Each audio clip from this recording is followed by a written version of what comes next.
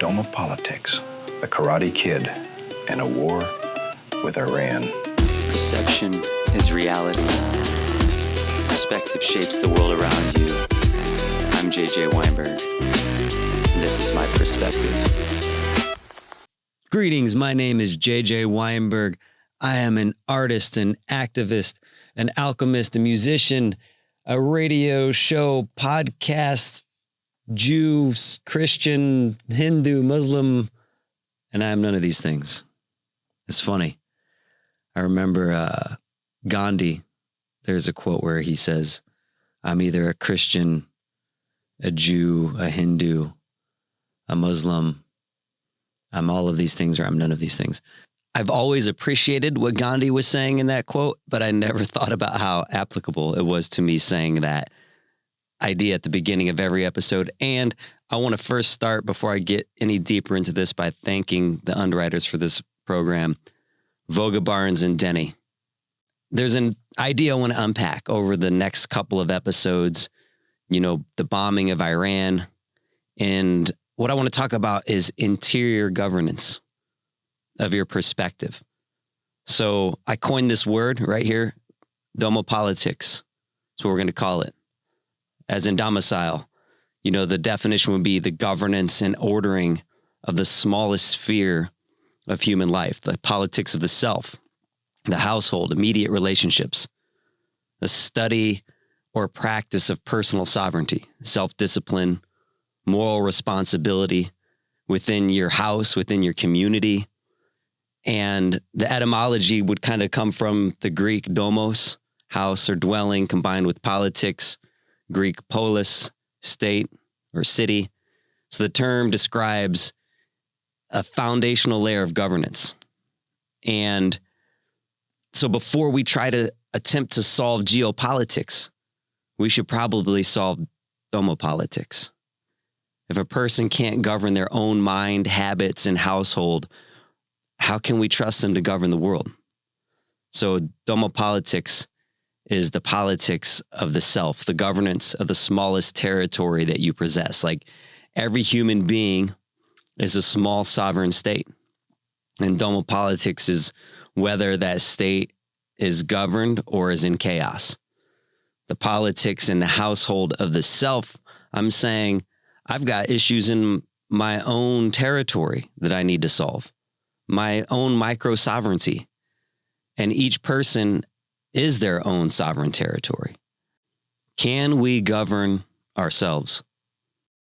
So I think it resonates when Gandhi says, I am all of these religions, or I am none of these religions. So all of this brings me to the heated debate. And I mean that literally. I was with my uncle in the sauna at our gym, Mind, Body, Spirit Fitness, and we have this sauna, and we're having a heated discussion. And we're talking about Iran. And I said to him, going into the conversation, I said, I don't really know much about this. I'm just going to say, and the last episode was called Ignorant Billionaire. And you might have had a knee-jerk reaction to that. I said, oh God, here he goes. If you didn't listen to the episode, you might just think, just by that title, here he's going talking bad about Warren Buffett or Elon Musk or Bill Gates or George Soros or whoever, pick your side, because you first have to pick a side. Right? Because if we're living this binary left or right world, if I'm defaming an ignorant billionaire and you're on the right, and then you're going to think that if you're worried about me talking about your guy, you'd be worried about me talking about maybe Elon Musk. And if you're on the left and you're worried about me talking about your guy, you might be worried that I'm talking about Bill Gates or whatever. That's why it's so fickle. Oh my gosh, to me, I guess what I'm saying, I can't believe as a human species at this time with this, and maybe it's because of internet globalization, like I just can't understand that we still live like we're on a playground. Like we still live with these ridiculous frames But we have these cliches, and it's not a coincidence, I don't think, that I randomly turned on the 1991 Royal Rumble. Okay? Professional wrestling. And people don't understand. I've written many little essays on this. Professional wrestling. You can find them on my website, jjweinberg.com. Get to the writing sections. Listen, professional wrestling has influenced global affairs. I know that you think that professional wrestling, you might believe that it's some sort of Barnum and Bailey circus that happens only, in lowbrow theaters. But I promise you, Donald Trump is in the WWE Hall of Fame. And I'm watching this 1991 Royal Rumble, and I see Sergeant Slaughter has defected.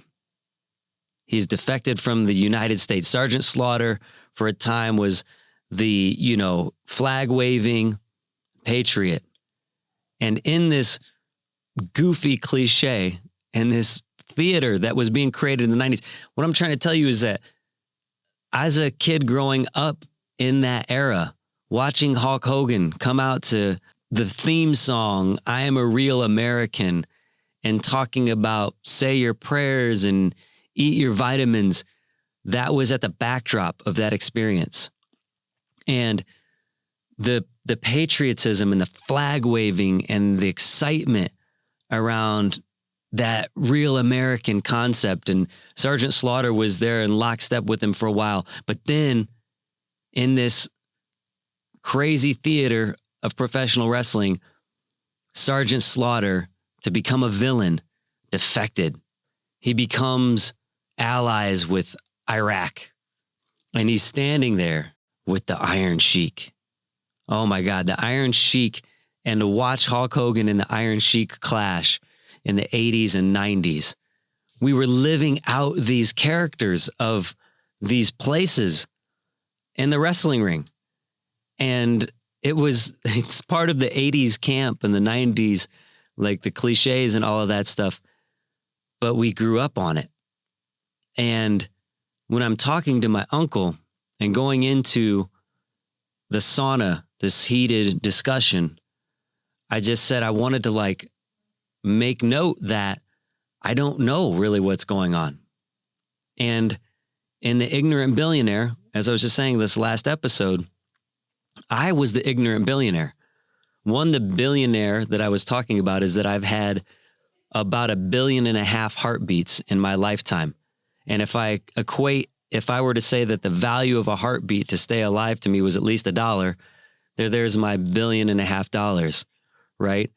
And, the ignorance that I was talking about in that last episode is not stupidity. It's the difference between ignorance and stupidity. And when we can embrace our ignorance in the sense that we don't know, that leads us to curiosity, then we can say, well, let me hear the other side of the story. So when I was going into this discussion, I was saying, I don't really know enough about these things. So my curiosity is saying, let me hear your perspective, like this podcast. And what I find is that a lot of times we aren't searching for truth. We're searching for a story where we're the hero. And one thing I'll introduce here alongside with my professional wrestling analogy is the Karate Kid problem. So there's this perspective inversion. Cobra Kai, I don't know if you're familiar with Karate Kid. So if you're not familiar with Karate Kid, you're just going to have to bear with me a little bit. But as a kid, Johnny Lawrence was the villain. He was the bad guy, the ultimate bad guy. And it's in this same era of wrestling. The bad guys were so identifiable, so cliche and very easy to see. Daniel LaRusso was the hero, the Karate Kid, the underdog. And so much of it was something that I would just project myself into Daniel. I was the Karate Kid. I mean, even all the way into my adolescent experience, I moved schools my freshman year of high school. So like I had that same kind of, oh, I'm the new kid. But as adults, when you get into this Cobra Kai perspective, I remember when they were releasing Cobra Kai, it's like, I'm not into that, because I was this purist and don't mess with my novel fond memories. Don't mess with my nostalgia and screw it up. But then when I actually gave Cobra Kai a chance, I was like, wow, beyond some of the campiness and some of the cliche cheesiness, there's something really profound happening here, and something that we need desperately that I don't see happening in much of the national conversation, global conversation even. We're talking about Iran, and I'm talking about Karate Kid. He said, what the heck are you, man, come on, right?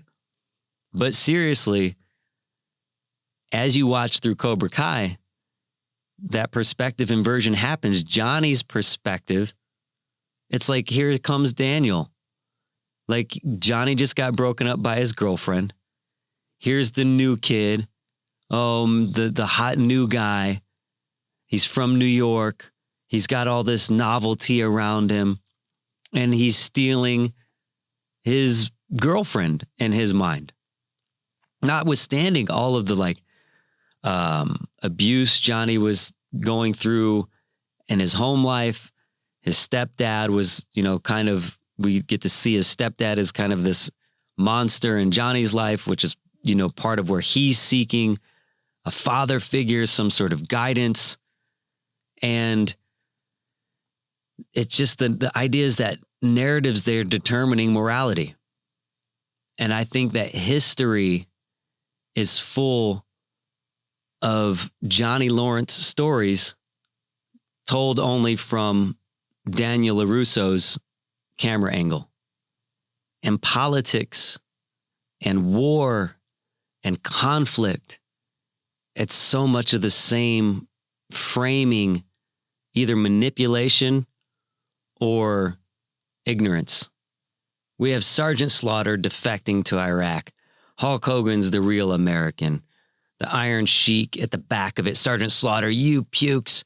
I think he was fighting the Ultimate Warrior at the time. But regardless, Ultimate Warrior transitioned. He got the belt. But the idea is that America is good. Foreign enemy is evil. Backstage, you've got the Iron Sheik and Hulk Hogan. Actually, backstage, the funny thing is, backstage, Iron Sheik and Hulk Hogan probably still didn't get along. But years later, we come to find out, Hulk Hogan is exposed as this racist, saying vile things. And it's like you grew up thinking this is the real American. Meanwhile, Iron Sheik is this underground pop culture icon, hilarious, calling out Hulk Hogan as a jabroni. And it's like, to me, the Iron Sheik became more of a hero, and Hogan fell from grace. So the hero and the villain are just sometimes these assigned roles, and reality is rarely that simple. And politics use that same stagecraft, the propaganda, the framing, and just the fact that we are unaware of the way that people see us. That's why, again, at the beginning of the episodes, I say I'm these things, but I'm saying none of these things because I don't want you to assume that you know me from those frames. So when we look at conflict in the Middle East, and it goes back generations or centuries, there's this who started it idea that becomes impossible to untangle. The we didn't start the fire. Who hit first, then who hit back? Who remembers which punch started it? It just seems so infantile to me, so playground. When do we come into now? We have to, of course, be mindful of histories, But we have to realize there are just different perspectives. Johnny Lawrence, in his story, is not the bad guy. And when I got to see it from his point of view, I was like, wow, Daniel does seem like a brat. It's crazy to have had my eyes opened in that way on something that was so integral to growing up for me. And of course, it's pop culture. It's not something as serious as geopolitical conflict. But when you look at something like, I asked my uncle before this Iran situation, he was talking about the Netanyahu and the Israeli government and X amount of Palestinians losing their lives, right? And then you look at this Iranian thing and you say, all of these people lost their lives. And then you look at American involvement in politics and geopolitics throughout the centuries, and there's a perspective. And what I'm saying is that there are people in Iran and in other parts of the world that look at America and they say, well, look at this Donald Trump. This is America. He's their leader. So when he says something that comes off as racist or misogynistic, when he says something where he's insulting people, bullying people across the board, that's America, and we can't stand that. But it's like I can't stand that either. That doesn't represent who I am as a person, or where I would want our conflict resolution to go in any capacity. I want to have better conversations than the leader of the United States. So, but on the world stage, he represents us in some capacity. If Netanyahu is doing something vile, right, that isn't the Jewish people. If the Iranian leader, the Ayatollah, is doing something that isn't necessarily in any capacity Iranian people, but we're all lumped into the bullies on the playground. So if you grow up in a small town where you're exposed constantly to like racism, geography starts to shape your moral framing. And the outsider, and again, think about this. Like, you probably might have already had a reaction to me saying you grow up in a closed space where there's racism. Now, I didn't say which way or which direction, but you might already feel defensive about it. And that's the key thing right there. The reality is there's such a huge conversation to have, because our experiences in those closed frames aren't necessarily what's happening in reality. And what I'm after is love, empathy, compassion as the highest levels of alchemy. And all I'm saying is, if you're a Christian or a religious person, or you're a person who's talking about these type of things, there's a hypocrisy in violence. Dr. King, I have this illustration from my Well-Regulated Militia series that will be turned into a painting of Dr. King holding a pistol. And there's this knee-jerk reaction to, no, you can't do that. That's like blasphemy. Dr. King with a pistol, like, no. Well, if it's wrong for Dr. King to have a pistol, why is it okay to bomb Iran? What I'm saying is, if you look at the World War II analogy to this, you might say this was a time when we had to wipe the Nazi scourge off the planet. And we had to go in, we had to send troops and fight and blaze. And the notion that we had to do that to take out Hitler and the Nazi regime when they're massacring millions of people seems very, very justifiable. What I'm asking is, did we need to use the violence? Or was there another way?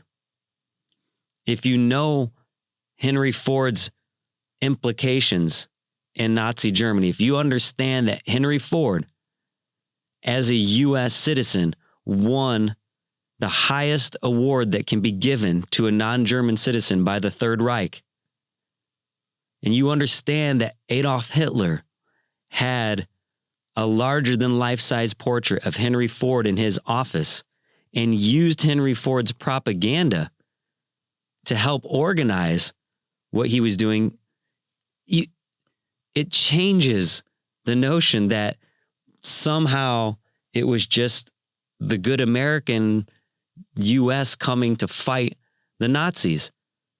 Part of what we had going on here was part of the problem. If you look at Rockefeller's involvement, there are notions that if Rockefeller would have stopped selling oil, he was selling oil to the German war machine. As a U.S. citizen, he was profiteering from the war, selling oil to the U.S. and Germans. As far as capitalism is concerned, he was a good boy. He did what he was supposed to do. He won.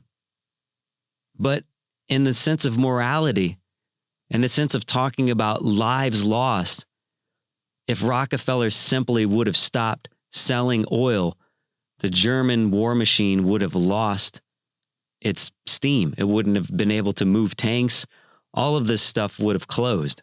But Hitler was buying, essentially, oil from Rockefeller.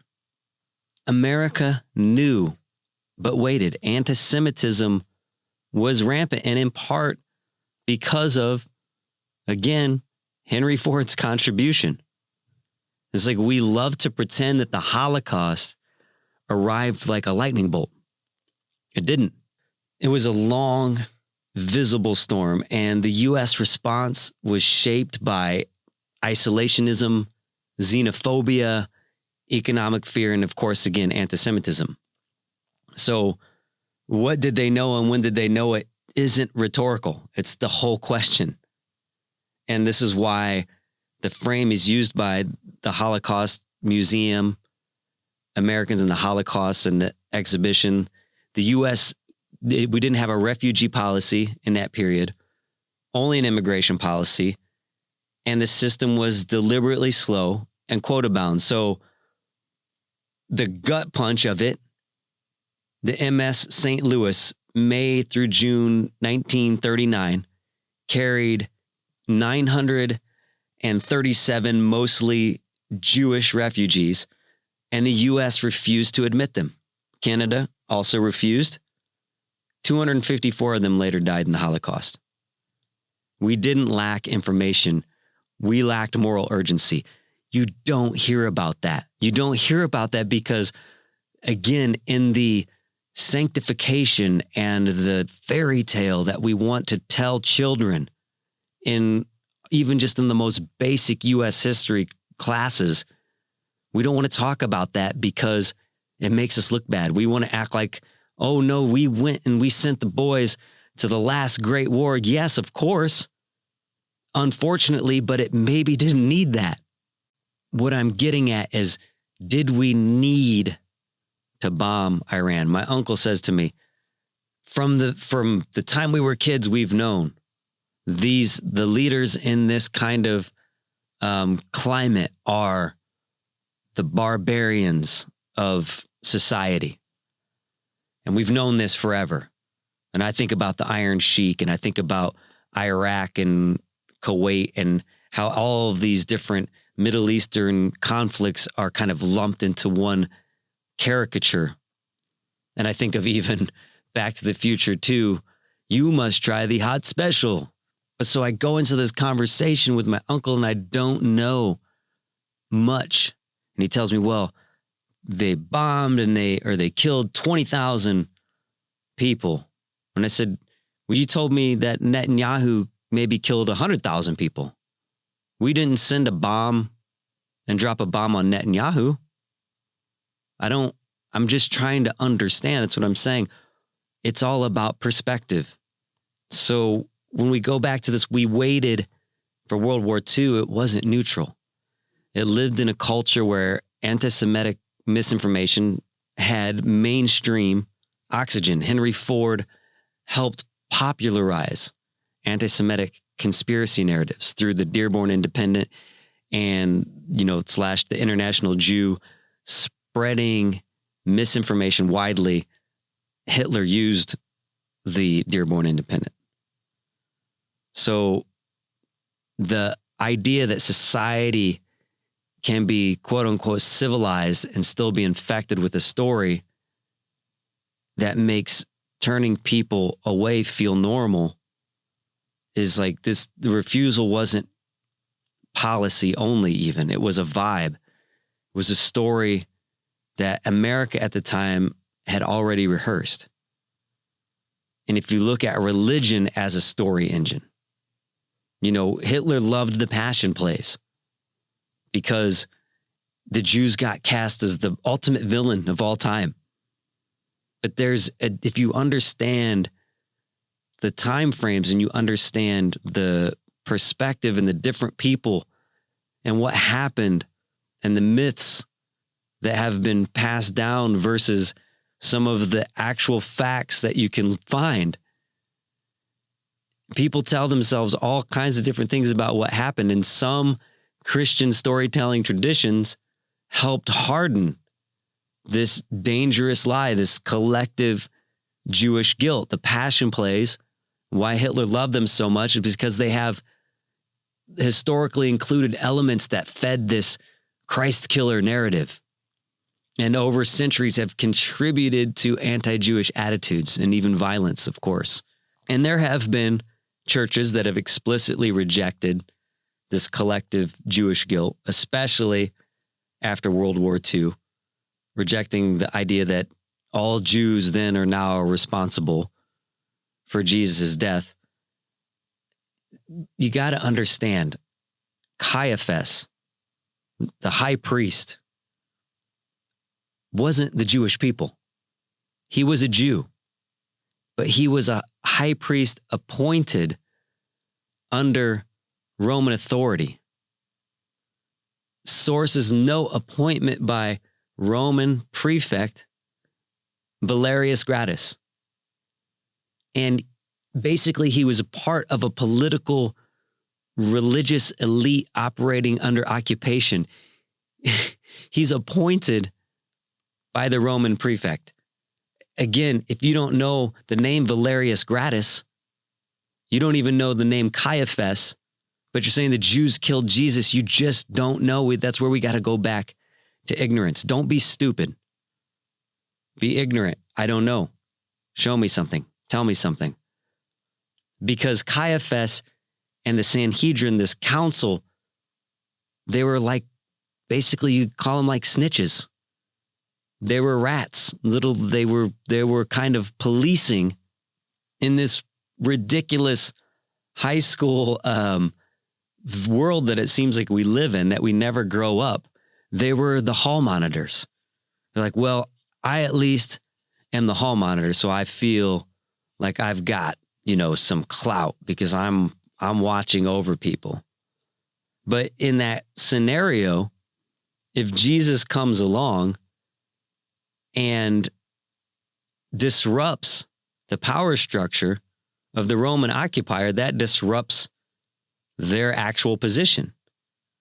But you have to understand, Jesus was Jewish. He lived in a Jewish culture. He was a rabbi. And the story unfolds inside the Second Temple Judaism. He's just, he's a Jewish teacher, whatever you want to call it, a rabbi. So Jesus didn't get killed by the quote unquote Jews. He got crushed in the gears of empire, and a collaborating elite played their part. That's a power story, not an ethnic story. So with all of this, so often we get not the truth of the story, we get the identity version of the story. And identity stories are addictive because they give you a villain that you can hate without doing any self-examination. And then religion and politics and nations even become costumes. That's why you can wrap yourself in a flag of any country. And once you're in costume, you stop asking what's true. You start asking, who are we and who are they? And that's when this lie can take over. That's when we get into the kayfabe of professional wrestling and projection. I'm hanging a lot, I know, on this Karate Kid thing, but I'm going to come back to it to try and bring this whole thing into focus. I mean, and you could use it for anything. That's why, again, the WWF, the Hulk Hogan and the Iron Sheik, the good guy versus the bad guy, cops and robbers. And again, I don't want to say cowboys and Indians because, Indians, hello, cowboys and natives, First Nations people. But if you think about this idea of perspective, if you're Daniel LaRusso, you think Johnny Lawrence is the bad guy. If you're Johnny Lawrence, you think Daniel LaRusso is the bad guy.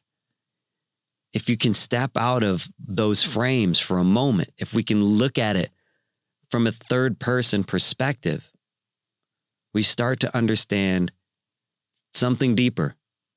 They're both good and bad. They're both reacting to their own experiences. They're both telling themselves a story where they're the hero. And in many ways, that's just, I guess, how human beings work. And there are limits to that. I'm not saying that we can wave away evil like Adolf Hitler never existed. There are moments in history where moral clarity is real and necessary.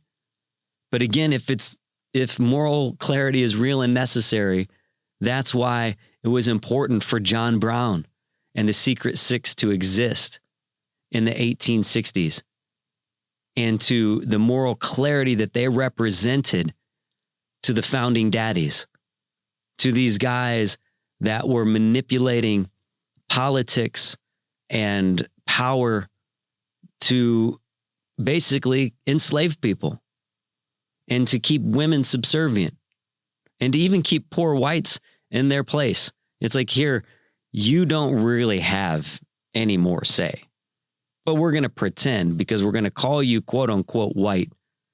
And just by the pigment of your skin, we're going to give you a false sense of elevation. So if we're going to talk about moral clarity, we just have to be honest about ourselves too. The United States has never been purely the hero in every story. I mean, it's obvious. Again, we had Rockefeller selling oil to both sides to keep the war machine moving. We had Henry Ford spreading anti-Semitic propaganda to the Dearborn Independent, then receiving the highest civilian honor that Nazi Germany could give to a foreigner. We turned away refugees who were literally fleeing death. 937 Jewish refugees on the St. Louis turned away, sent back. Hundreds of them later die in the Holocaust. So when we talk about history, when we talk about righteousness, we have to understand that motivations in history are complicated. Power has interests. Narratives get written often after the fact. And sometimes the people telling the story want to make themselves look better than they actually were. Imagine that. I mean, as if we don't all do this. We're all guilty of that at some point. Trying to be more objective is what I'm getting at. I'm not saying America is evil. But I'm also not saying Iran, like all Iranians are evil or all, Israelis or Palestinians are X or whatever. I'm all these things. I'm none of these things. What I'm saying is America is human. Iran is human. Everyone. These are people, and humans are complicated. So take something closer to home in our own history. Again, the Black Power movement, even movements later on like Black Lives Matter. People hear those phrases and then they react emotionally. They think these movements, I mean, what do you think when you hear that? These movements are saying they're better than everyone else. Black Lives Matter isn't saying, Black Lives Matter more. Black Power isn't saying we should have more power than you. That's not what those movements are saying. Black Power is saying we're human beings and we've been treated as second-class citizens. We've been told that we don't get to drink in your water out of your water fountain. We don't get to sit in the part of the bus that we want to sit in. And Black Power is saying, no, we're going to empower ourselves and be empowered to be full human beings. Black Lives Matter is saying, look, our lives matter. You can't keep doing things that have the connotation that a Black life doesn't matter. And it's not to say that it matters more. It was never supremacy. It was literally survival. And the movements didn't just come out of thin air. They weren't constructed to be better than. Again, they were a response to centuries of people being told they were less than human. Again, the perspective matters. Because someone might grow up, I grew up in a small town, You might grow up in a very section of a city and you have a different personal experience. I know I have a couple of friends that were the only light-complected person to go to a place that then they got bullied. You know what I mean? And they're like, wait a second, that doesn't seem fair. And it's true. You have to understand that. And the person's experience is their experience. But if you zoom out another level, if you zoom out of the immediate story, we start to see everything in the larger historical context that produced the moment in the first place. Segregation, generations of inequalities, systems that divided people from each other. And it was purposeful, dividing on literal color lines, redlining. These things just didn't appear out of thin air. They were power constructs, they were manipulations, and they were handed down to us. But if we keep doing tit for tat forever, you did this to me, so now I'm going to do this to you, we'll never get out of it. An eye for an eye makes the whole world blind. So what do? Instead, we have to start recognizing humanity on the other side. Because your bad guy is somebody else's hero. And you're somebody else's bad guy. If you're watching Fox News, you see one version of reality. If you're watching CNN, you see another. If you're watching Jon Stewart, you see a completely different interpretation, maybe. And people in other countries are watching something entirely different about us. They're hearing stories about America that we maybe never even hear about ourselves. They see our bombs. They see our nuclear proliferation. They see our military bases. They see our leaders talking to each other like children on social media. That literally happens right now. Our leaders talk like children.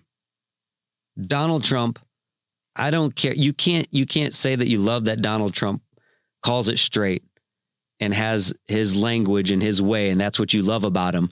And then also act like that isn't something that he does, because you can't love it and act like it isn't happening at the same time. But it does. And even before Donald Trump was elected, before he won the Republican nomination, he was he's talking trash about people in his own quote unquote party. But basically what I'm saying is people are building their own Daniel LaRusso version of a story, or their own Johnny Lawrence version of a story. But 6 months ago, Donald Trump was saying we should stay out of wars.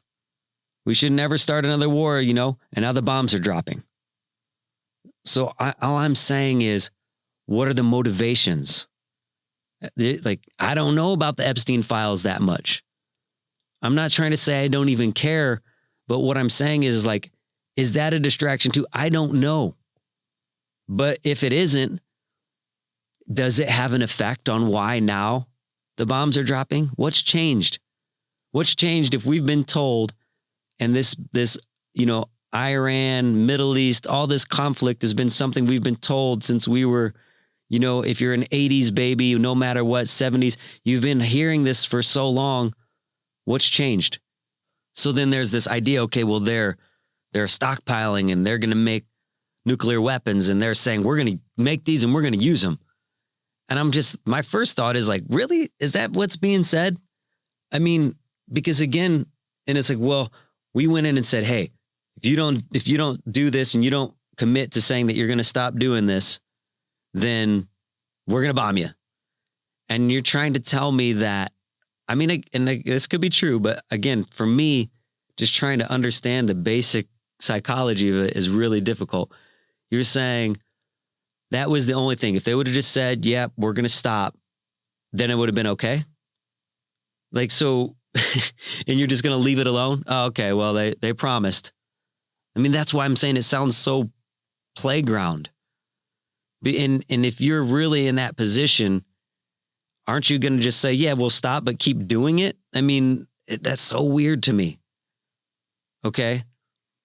But again, there are reasons. Maybe there are intelligence briefings and strategic calculations that I don't know about. But what I'm saying is, I know about human nature, and I know that motivation matters. It's like, even if you're going into, a court of law, it's always, what's the motive? What's the motive? One of my favorite books is George Orwell's Why I Write. And he said, essentially, if a wealthy man lights a sidewalk in front of his house, don't assume he did it for you. He did it for himself. You just happen to benefit from the light.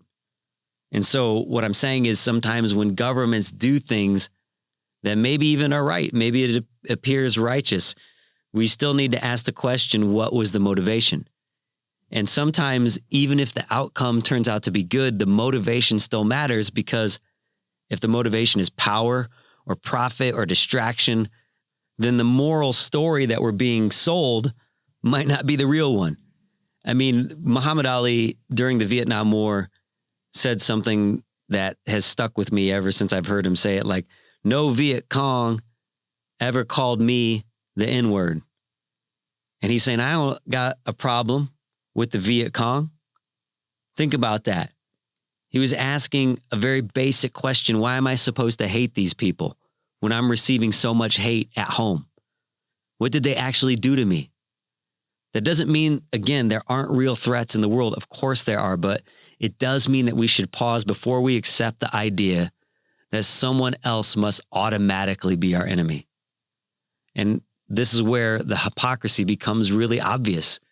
If we say we want peace, why do we keep expanding the military? If we say nuclear weapons are dangerous, why do we keep demanding everyone else disarm? It's just classic projection. It's like saying, well, the rules apply to you, but not to me.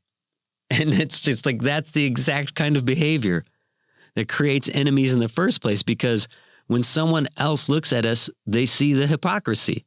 They see a country with the largest military in human history telling everyone else to calm down. They see trillions of dollars flowing into the military-industrial complex. And we're supposed to believe that none of the people receiving those trillions have any interest in keeping the machine running.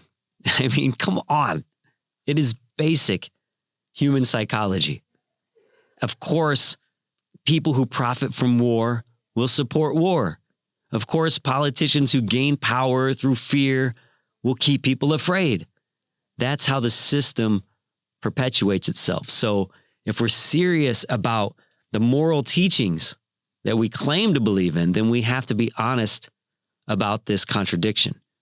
You can't tell me that you follow the teachings of Jesus Christ, then celebrate bombs falling on cities. You can't preach love and forgiveness and then deliver it in drones. That's not Christ. That's literally not reconcilable. That's empire with a cross attached to it. That is the drones as the new crusades. This is the part that just frustrates me the most because it's so obvious. It's playground politics. It's kindergarten logic.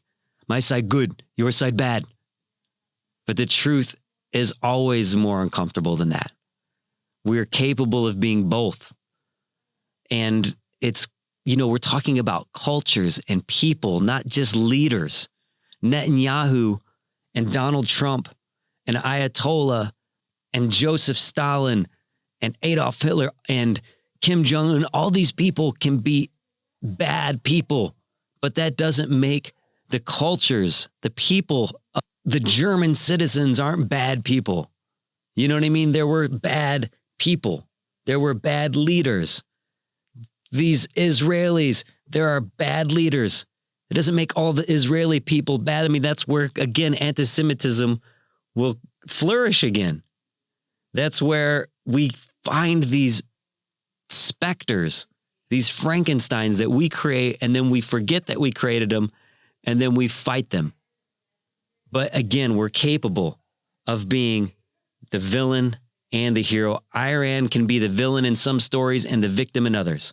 Everybody thinks they're the hero, though. Everybody thinks their enemy is the monster. And until we learn how to step outside of that narrative, until we learn how to look at the entire stage instead of just our role in the play, we're going to keep repeating the same cycles over and over again.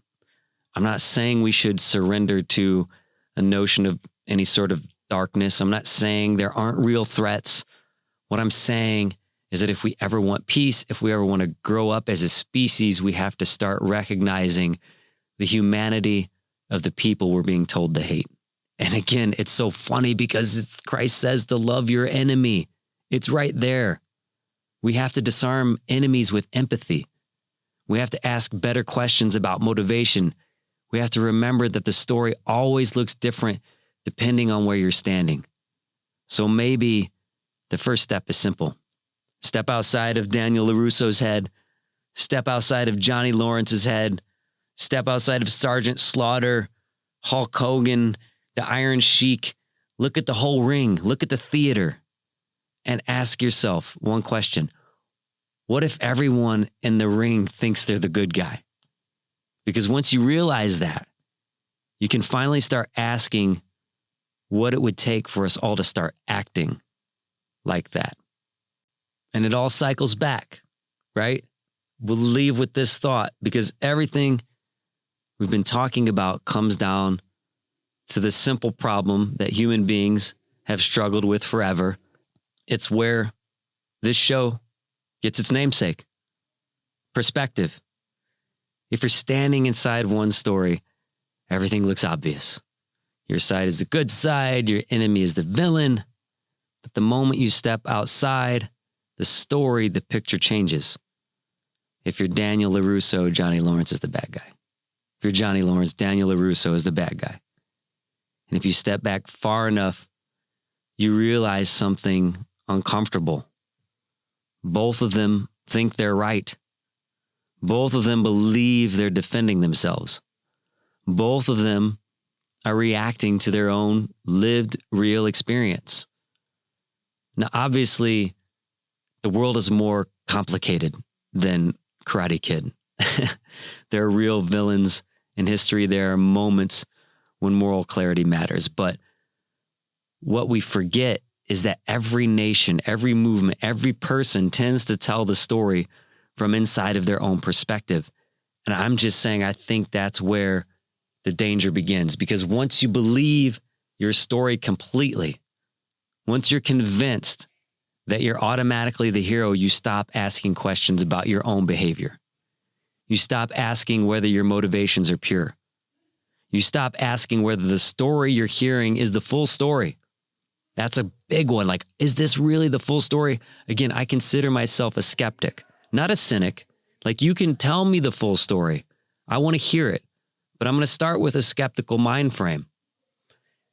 But if you just assume that whatever you're doing must be justified, then you can't actually get outside of the frame. That's how wars start. That's how injustice continues. That's how human beings convince themselves that cruelty is necessary, and it's why history keeps repeating itself. We see it in politics. We see it in religion. We see it in race. We see it in international conflict. Everyone believes their side is defending something righteous. Everyone believes the other side is the aggressor. But here's the uncomfortable truth. Your enemy is telling the exact same story about you. I mean, that just bears repeating. Your enemy is telling the exact same story about you. That should sink in somewhere. Somewhere else in the world, someone is watching the news about America and they're hearing a completely different narrative. They're seeing the bombs we drop. They're seeing the military bases we maintain. They're seeing the rhetoric our leaders use when they talk about other nations or even their own people. And from their perspective, we look like the aggressor. We're the Johnny Lawrence. Strike first, strike hard, no mercy. We look like the villain. Now, that doesn't mean they're right, but it also doesn't automatically mean they're wrong. And the moment that we refuse to even consider that possibility, the moment we stop examining our own motivations, we become trapped inside the same cycle that has defined human conflict for centuries: fear, pride, retaliation, identity, us versus them. And people love the us versus them. The identity politics is what keeps people in power, the xenophobia. And what makes it even more tragic is that we claim to believe in something better. We claim to believe in love. We claim to believe in compassion. We claim to believe in forgiveness. Those ideas sit at the center of nearly every spiritual tradition humanity has ever created. And yet, when the moment comes to actually live those values, we abandon them almost instantaneously.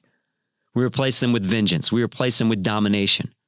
We replace them with the idea that peace can be achieved through overwhelming force. I mean, what is this? Epic force? What the heck was the name of this ridiculous operation? But if peace could be achieved that way, we would have already done it.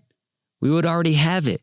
Humanity has spent thousands of years and untold fortunes trying to dominate its way into peace. It has never worked because violence doesn't eliminate enemies. It manufactures them.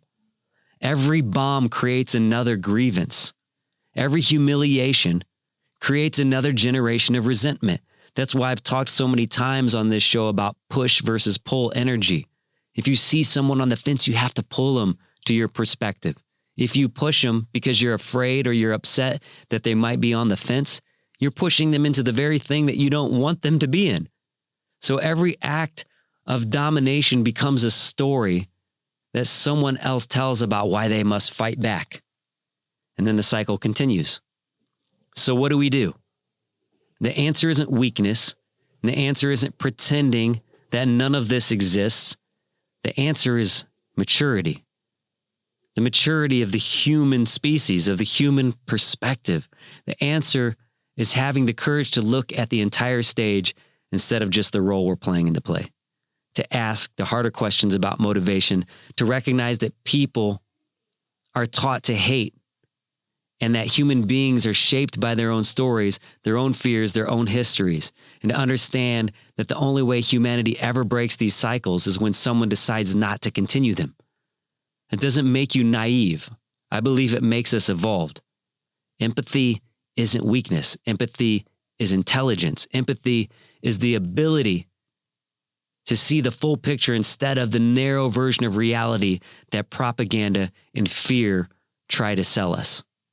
And if we're ever going to grow up as a species, if we're ever going to move beyond the playground politics that still dominate the world stage, we're going to have to start acting like adults. We're going to have to start recognizing that every nation, every culture, every individual is capable of both good and bad. This isn't the WWF. It's not that simple. But it definitely sells t-shirts and hats, right? It definitely wins elections. But the real moral challenge isn't proving that our enemies are monsters. The real challenge is refusing to become a monster ourselves. So maybe the first step is just to step outside of the story that you were given. That's what I've tried to do my whole life. And I didn't know that I needed to step outside of Daniel LaRusso. But we also have to step outside of Johnny Lawrence. We have to step outside of the wrestling ring where every character is cast as either a hero or a villain. Look at the entire stage. Look at the human beings behind the costumes and ask yourself a question that almost nobody in power seems to be willing to ask. What would the world look like if we actually tried to win through empathy instead of domination? Because if humanity ever figures that out, the story that we tell ourselves might finally start to change. And maybe the hardest truth in all of this is something that leaders and prophets have been saying for a very long time. The only way to truly defeat an enemy is to stop making them your enemy. There's a line often attributed to Abraham Lincoln.